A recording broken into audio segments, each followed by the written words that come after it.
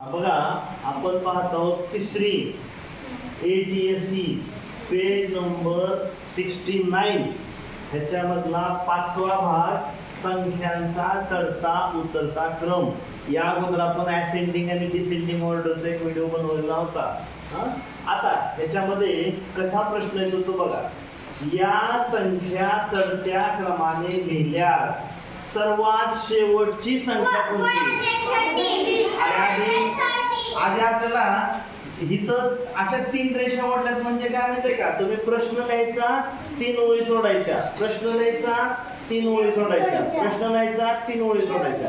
आणि मी आपण वर्गात आले की आपण तुम्हाला स्पष्टीकरण दिले की तुम्ही त्याचं उत्तर लिहायचं। मग आता पहिल्यांदा बघा चढता क्रम म्हणजे पहिल्यांदा सगळ्यात छोटी संख्या इथं 400 आहे, इथं 400 आहे, इथं 300 आहे, इथं 300 आहे। आता मग छोटी संख्या 400 मधून येईल का 300 मधून येईल? 400। छोटी संख्या 400 मधून येईल का? 300 मधून। मग 300 368 लहान आहे का 385? 368 त्यानंतर 385। आता 401 आणि 413 याच्यामध्ये कोणती लहान आहे? 401 आणि 413 हा झाला चढता क्रम। आणि चढता क्रम म्हणजे शेवटची संख्या आहे 413। लक्षात आलं? याचा पर्याय जो असेल तो गोल करायचा आहे। आता या संख्या उतरत्या क्रमाने म्हणल्यावर मोठी संख्या पुन्हा लहान पुन्हा लहान पुन्हा लहान कळतंय? आधी मोठी संख्या, आता मोठी संख्या कोणती आहे? 295। आधी संख्या वाचू 295 195 123 223। आता ह्या दोन्ही पैकी एक मोठी येणार, ही 195 आहे 123 आहे। आता 295 मोठी का 230 मोठी? मग 295 आणि पुन्हा आली 230। आता उरली 195 123 ह्याच्यामधली मोठी कोणती? मग कोणती मोठी? 195 आणि त्याच्यानंतर आली 123।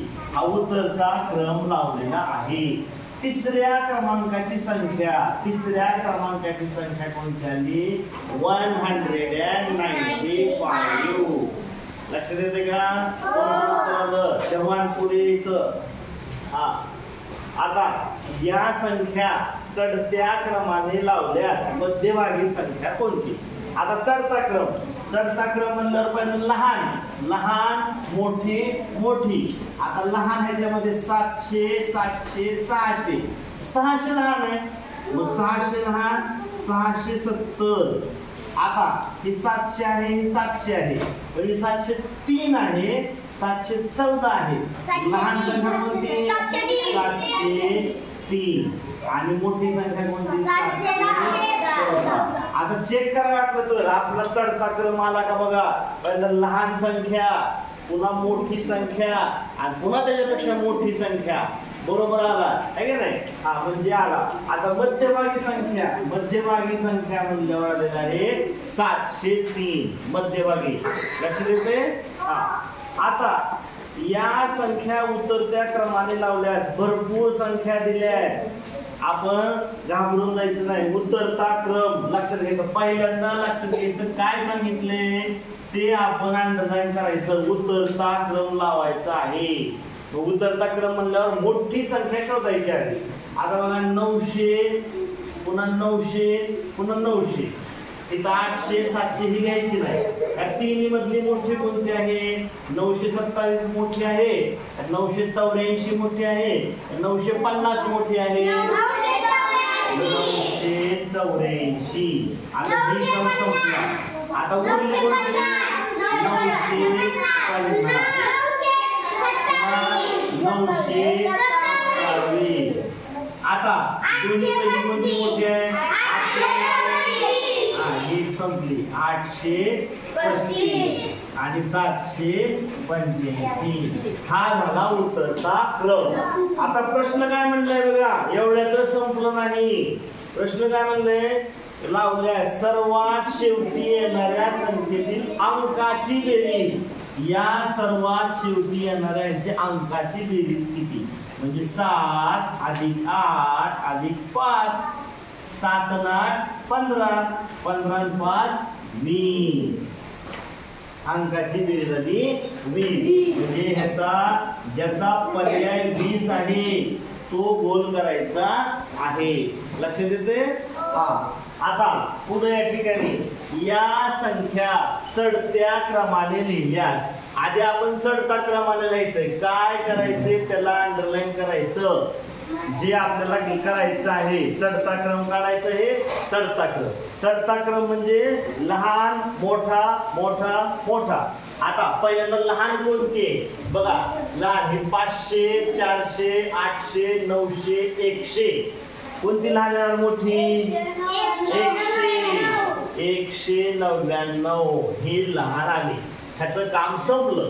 आता 500 400 800 900 ह्यात कोणती लहान आहे? 400. करेक्ट, 403. आता ह्याचं काम संपलं. 513. आता 807.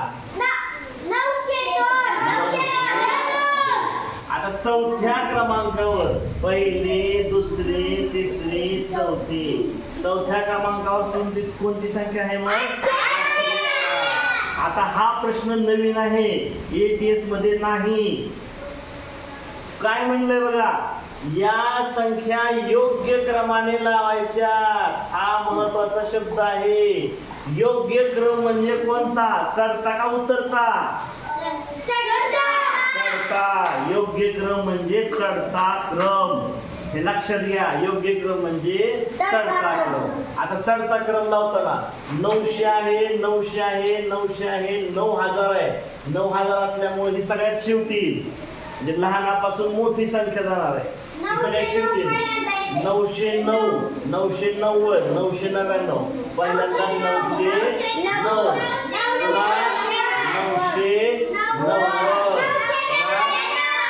999 आणि 9009. हा. आता मांडलं. पुन्हा काय म्हणलं, इथंच गणित संपलं नाही आपलं. पहिल्या व शेवटच्या संख्याची बेरीज. इथं अंकाची बेरीज होती, इथं संख्यांची बेरीज आहे. पहिल्या आणि शेवटच्या, पहिली 909 आणि शेवटची 900 9009 यांच्या संख्यांची बेरीज किती? म्हणजे 9009 अधिक 909. 9 9 18 8 अक्षरा 1 0 0 1 1 9 आणि 9 9918 हे बेरीज आलेली आहे. लक्षात आलं सगळ्यांच्या?